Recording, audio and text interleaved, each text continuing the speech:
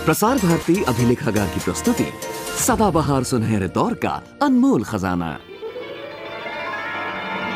बहनों और भाइयों, मेरे देशवासी बहनों और भाइयों, साथी नागरिकों, बहनों और भाइयों, बहनों, भाइयों और मेरे देश के प्यारे बच्चों, संग्रहालय के गलियारों से हास परिहास।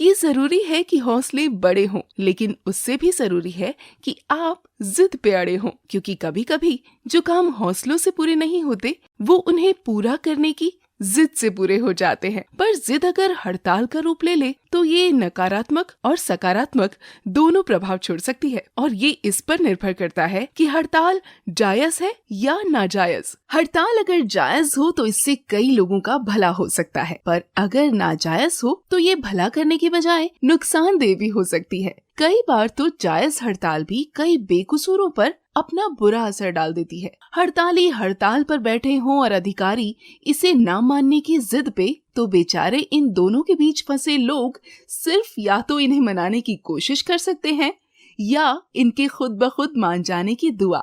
ऐसी कई हड़तालों का हिस्सा आप भी रहे होंगे, या हो सकता है हिस्सा ना भी रहे हों, पर इससे प्रभावित तो जरूर हुए होंगे। भाई, दो पार्टों के बीच में अक्सर गेहूं के साथ घुन पिस ही जाते हैं। अगर आप मेरी बात ठीक से समझ नहीं पाए हैं तो सुनिए ये हास्य लेख, मैं तो परेशान हूँ इन हड़तालों से। लेखिका है राजकुमारी सांख्यधर। अभी कुछ ही दिन की बात है, लीला का खत आया कि इस बार छुट्टी होते ही आ धमकूंगी, और मैंने भी मन ही मन जाने कितने मंसूबे बांध लिए।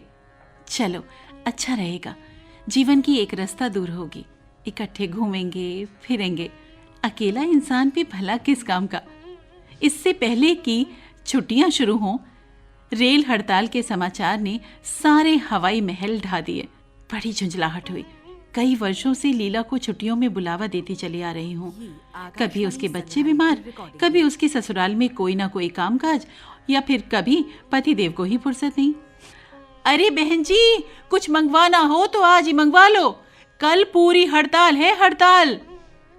ऐसे ही न जाने कब तक ख्यालों में खोई रहती कि नीचे से पड़ोसन की आवाज ने यूं सावधान किया मानो किसी खतरे की सूचना दी हो। हाँ बीबी जी, मेरी अब छुट्टी कर दो, घर में सब कुछ तो चुक ही चुका है। जी, हड़ताल का कोई पता नहीं है कब कौन चीज बंद हो जाए।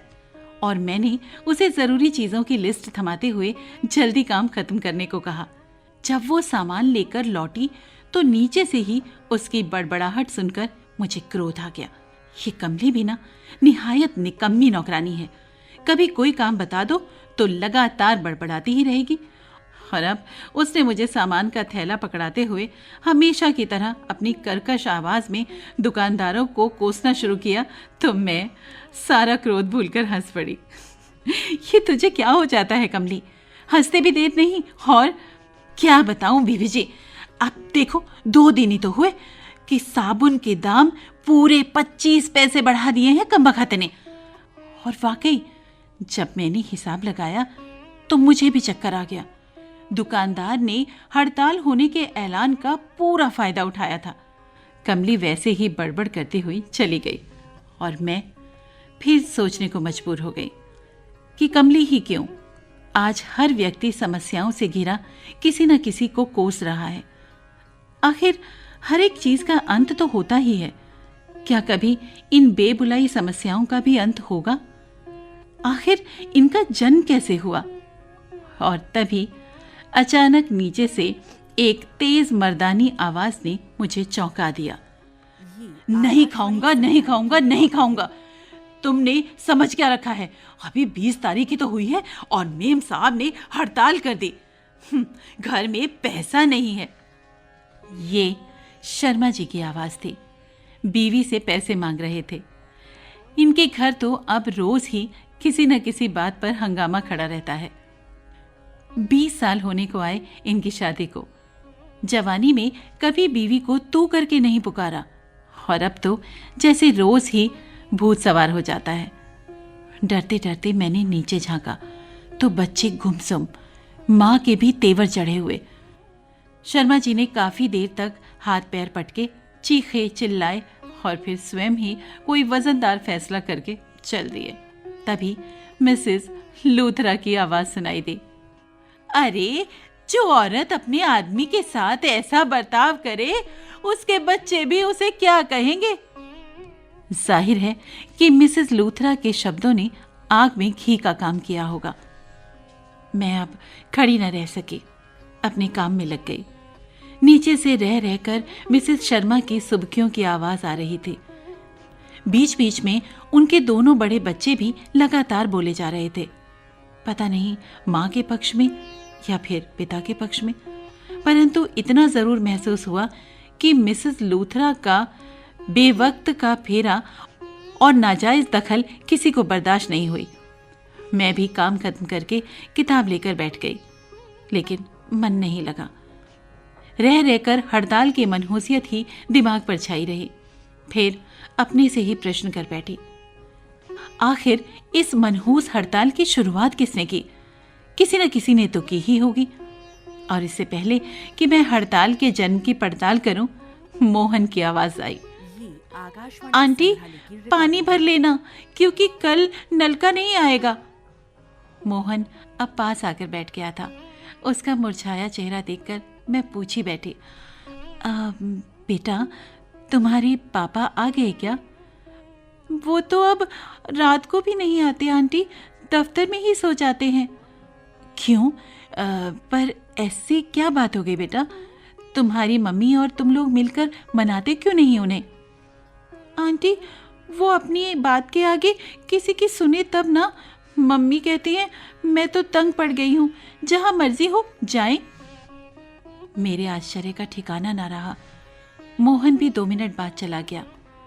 उठकर मैंने नीचे झांका और सन्नाटा देखकर मैं खुद भी स्तब्ध रह गई। एक प्रकार की हड़ताल का सामना जो हुआ था। पत्नी से रूठकर पतिदेव दफ्तर में सोने लगे हैं।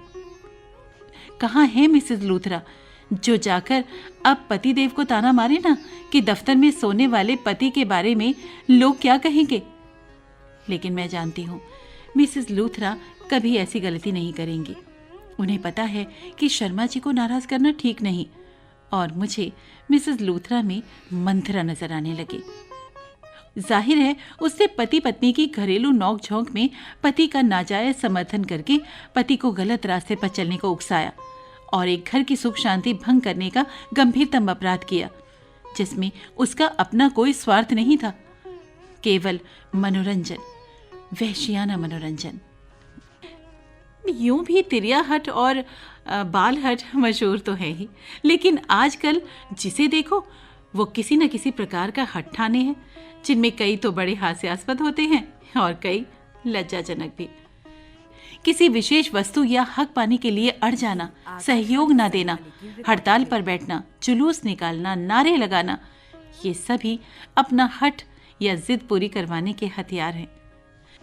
देखा गया है कि हट हमेशा कमजोर पक्ष की तरफ से ही होता है। उस हट से भयंकर विनाश होता है।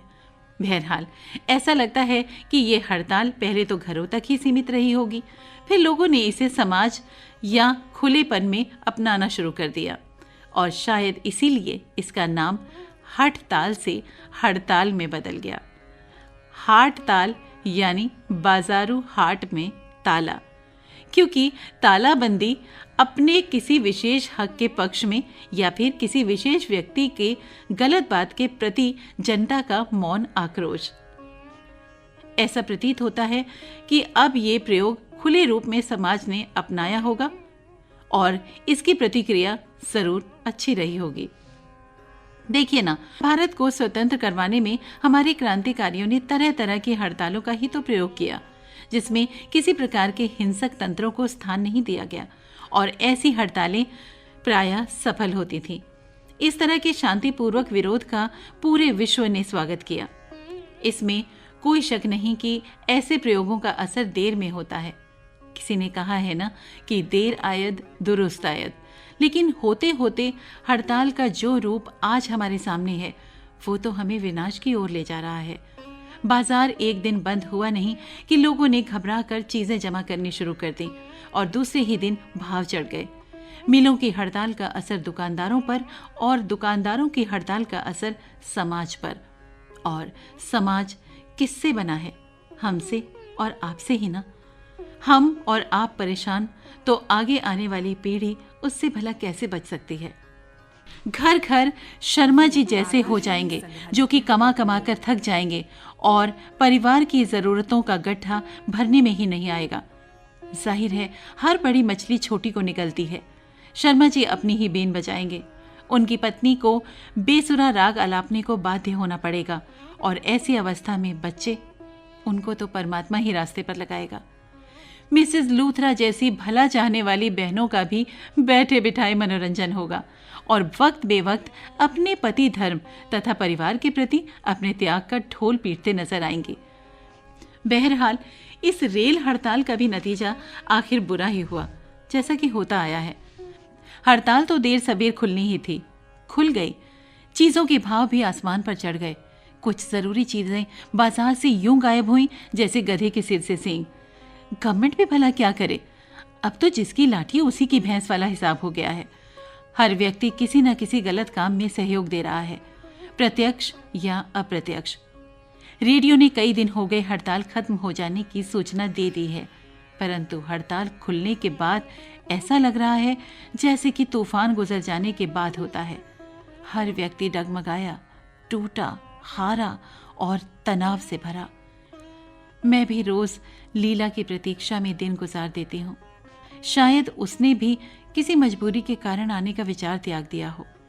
रेल के किराए भी तो बढ़ गए हैं और अचानक बिजली आते ही मेरी विचार श्रृंखला टूटी। लाओ वो किताब ही समाप्त कर लो, क्या पता कल बिजली भी हड़ताल कर दे। और ये सोचते ही मेरी हंसी निकल पड़ी। पास बैठे पतिदेव चौंक पड़े, बोले, क्या कोई सपना देख रही हो? सपना? कैसा सपना? अजी मैं तो परेशान हूं इन नित नई हड़तालों से।